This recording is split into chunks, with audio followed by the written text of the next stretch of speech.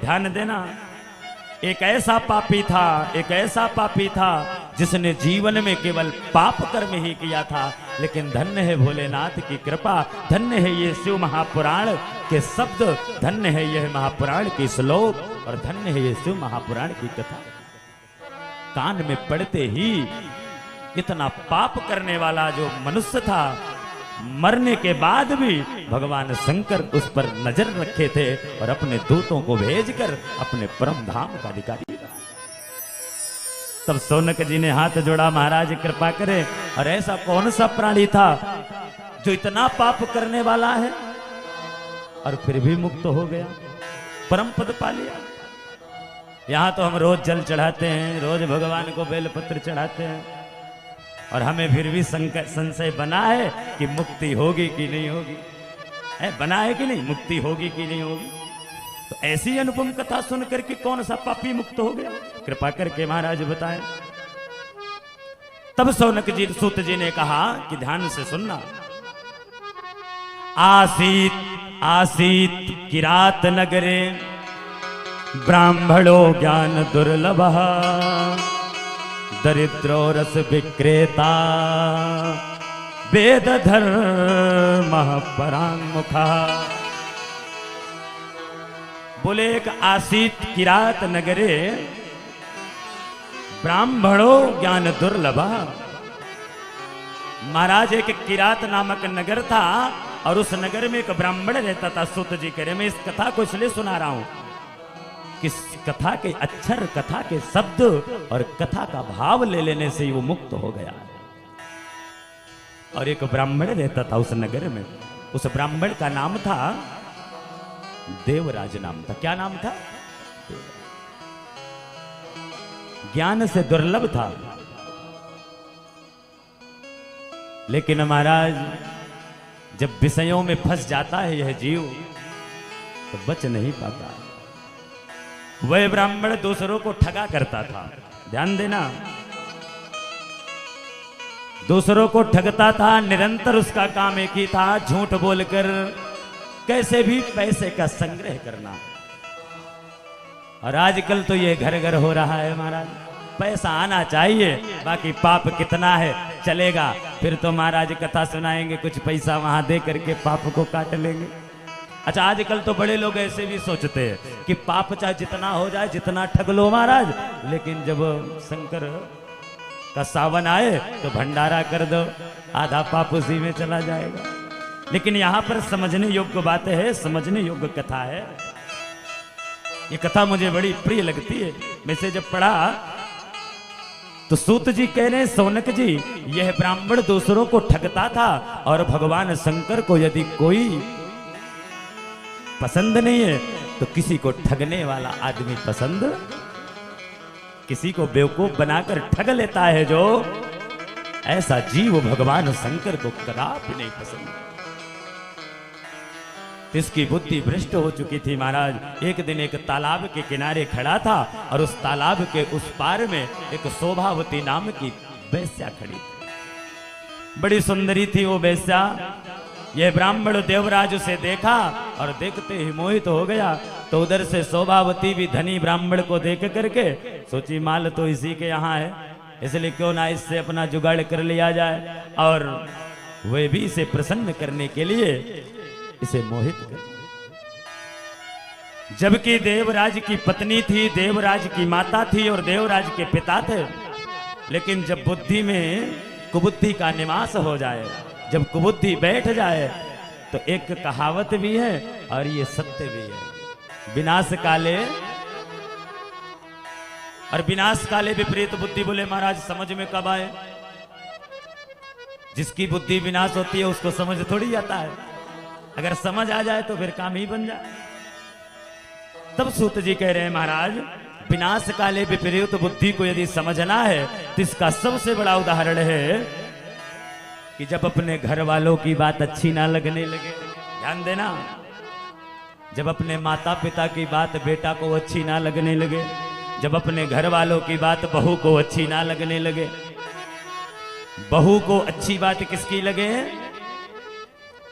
है मता अपने मायके वालों की लगे और ससुराल वालों की बुरी बात लगे, बस वहीं से समझ जाइए कि थोड़ा थोड़ा प्रारंभ हो रहा है, बुद्धि में कुबुद्धि का निवास प्रवेश कर रहा है।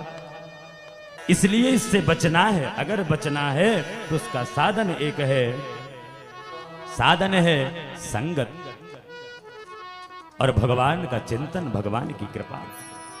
सूत जी कहते हैं यह देवराज जो ब्राह्मण था, यह उस शोभावती नाम की वैश्या को घर ले गया और उसे रख लिया और उस वैश्या शोभावती के कहने पर अपनी पत्नी माता पिता की भी हत्या कर डाला।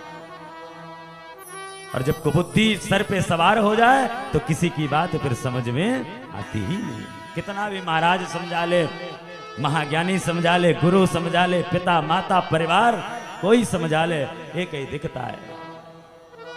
इसलिए इसकी बुद्धि में जब प्रवेश की कुबुद्धि तो शोभावती के कहने पर सबकी हत्या कर डाला और हत्या करके कुछ दिन उस शोभावती नाम की स्त्री के साथ, वैश्या के साथ अपना जीवन बिताया। एक दिन की बात है, सूत जी कहते हैं कि भ्रमण करते करते यह देवराज जा रहा था तो ऐसे ही सामने रोड में मंदिर पड़ रहा था। अब उस समय वो राधा माधव मंदिर बना नहीं था तो कोई दूसरा मंदिर रहा होगा। और देवराज भटकते भटकते जा रहा था, मन में विचार करते हुए जा रहा था। सामने मंदिर में देखा कि शिव जी का मंदिर है और उस शिव मंदिर में भगवान शंकर की कथा चल रही है। कथा तो महाराज करते हैं, सो एक महाराज कर रहे थे मंदिर के। तो गया और ये घटना कहां की थी? ये झूसी प्रयाग की थी, प्रयागराज इलाहाबाद की।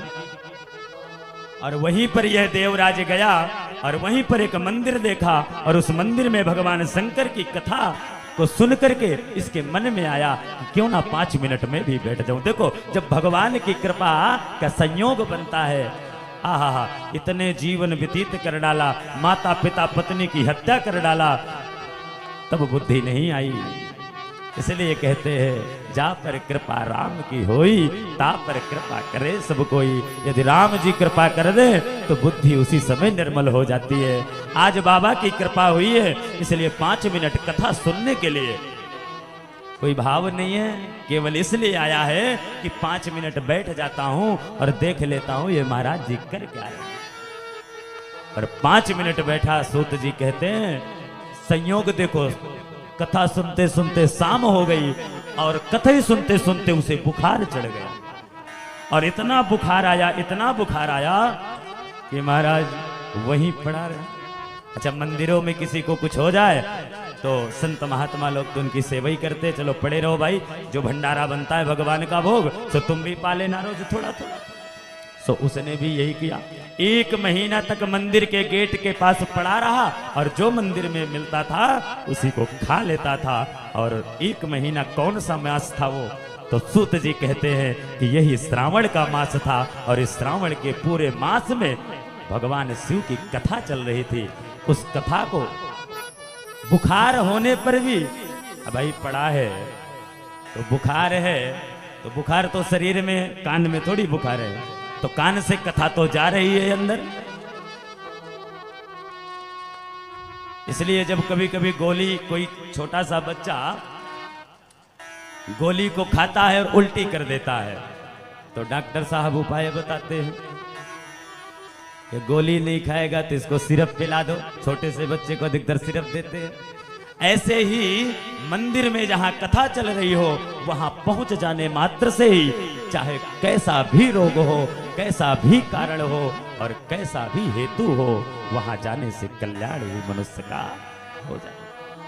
ये 1 महीना पड़ा रहा और इसके कान में भगवान शंकर की ये कथा जाती रही। 1 महीना बाद सावन गया और ये भी चला गया, अपने घर नहीं। सूत जी कहते हैं वहीं इसकी मृत्यु हो गई और महात्माओं ने गंगा के किनारे इसको जला दिया। अब तो महाराज जब जला तो पाप तो सारे संसार में जीवन भर पाप ही पाप किया था, तो जब सारे जीवन इसने पाप किया है तो इसको पकड़ने कौन आएगा? यमराज के दूत आएंगे और सबका यही हाल है। यमराज के दूत आए और लेकर गए। सूत जी महाराज कहते हैं जैसे यमराज के दूत लेकर के पहुंचे, तैयारी करने लगे। अच्छा, जब यहां से जीव को ले जाया जाता है तो वहां पहले विचार होता है, कुंडली खोली जाती है। ऐसे नहीं कि सीधे उस पर वार कर दिया जाए ना, वहां विधान है। अच्छा, ऐसा बोलते हैं महाराज, ना स्वर्ग आप देखे ना हम देखे तो पता कैसे चलता है? बोले महाराज पता इससे चलता है। अब भाई हमारा प्रमाण तो यही है, जैसे हमारे टीचर साहब बचपन में जब हम पढ़ते थे तो हमको गणित पढ़ाते थे गुरुजी बोले गणित पढ़ो। अब गणित में कोई शब्द नहीं आता है तो बोले एक शब्द होता है मान लो, है? यहां पर यक्ष मान लो, यहां पर वाई मान लो। मान लिया जाता है कि नहीं मान लिया जाता है? ऐसे ही महाराज, अच्छा वो जो यक्ष है वाई है जो गुरुजी बता रहे जिसे मान लो, तो गुरुजी को किसने बताया है? उनके गुरुजी ने ही बताया होगा कि मान लो। ऐसे ही हमारे गुरुजी ने कहा इसको मान लो, और यही प्रमाण है। और यह जो प्रमाण है यह सर्वश्रेष्ठ है। इसलिए इसमें लिखा है, सूत जी कहते हैं सोनक जी कि जब यमपुरी में ले जाया गया तो कुंडली खोली गई, और जैसे कुंडली खुली तो पता चला कि कुंडली में तो महाराज केवल 1 महीने का बुखार है, और बुखार में जो कथा सुना है उतना ही पुण्य है, बाकी तो सारा जीवन पाप का है। इसलिए इसका क्या हो सकता है? लेकिन ध्यान देना, सौनक जी से सूत जी कह रहे हैं महाराज ये जो 1 महीना पड़े पड़े कथा को सुन डाला धोखे से, आहा, यही इसके जीवन का मंगल कारक बन गया। और क्या मंगल कारक बन गया कि यमपुरी में भी भगवान शंकर के 4 दूत पहुंच गए इसे लेने के लिए। या हमको तो जजमान नहीं आता है गाड़ी से लेने के लिए, हमको अपनी गाड़ी से जाना पड़ता है जजमान जी के घर, और यहां शंकर के दूत आ गए। ये शंकर की कथा का प्रभाव है, जानबूझ कर नहीं। दरवाजे पर पड़े पड़े शिव की कथा केवल कान में पड़ गई है, इसलिए इसका उद्धार हो गया है। इसलिए शंकर के दूत आ गए। शंकर के दूत कौन से भेष में आए हैं? बोले जैसे शंकर जी का भेष होता है, गले में नाग लपटा है, चंद्रमा लगी है, जटाजूट बंधी है, और ऐसा स्वरूप लेकर पहुंचे तो सारे दूतों को फटकारने लगे, छोड़ो इसे दो। और जैसे देवराज को छुड़ाए, अंदर आवाज गई मेन ऑफिस में, तो मेन ऑफिस किसका था? यमराज सरकार का। यमराज बाहर निकले, भेष देखकर समझ गए भगवान शंकर के गण है।